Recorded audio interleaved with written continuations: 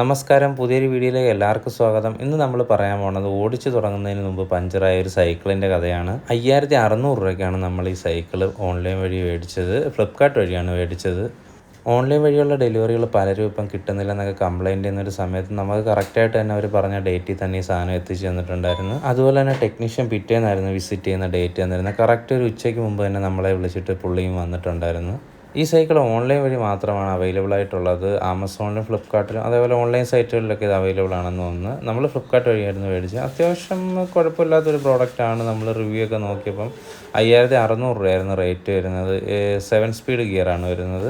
Delivery ആയാലും service ആയാലും കുഴപ്പമൊന്നുമില്ലായിരുന്നു. പിന്നെ മെയിനായിട്ടൊരു പ്രശ്നം എന്ന് വെച്ചാൽ എൻ്റെ ബാക്കിലെ റിഫ്ലക്ടർ ഇതിനകത്ത് നിന്ന് മിസ്സിങ് ആയിരുന്നു. പിന്നെ കുഴപ്പമില്ല, നമുക്ക് വെളിയിൽ നിന്ന് മേടിക്കാവുന്നൊരു കാര്യമായിട്ട് അത് വിട്ട്. പിന്നീടാണ് നമ്മൾ കാറ്റടിച്ചിട്ട് സൈക്കിൾ ഓടിക്കാൻ നോക്കിയപ്പോൾ ടയർ പഞ്ചറായിരുന്നു. അങ്ങനെ നമ്മൾ അടുത്തുള്ളൊരു ഷോപ്പിൽ തന്നെ ചെന്ന്, പക്ഷേ അന്നേരം അതിൻ്റെ ട്യൂബ് നമുക്ക് ഒട്ടിക്കാൻ പറ്റാത്ത രീതിയിൽ കീറിയിരുന്നതാണ്.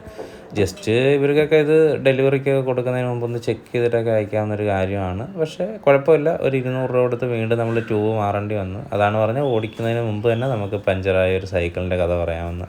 ഓൺലൈൻ വഴി ഇങ്ങനൊരു അനുഭവം നിങ്ങൾക്കുണ്ടെങ്കിൽ ഒന്ന് ഷെയർ ചെയ്യുക.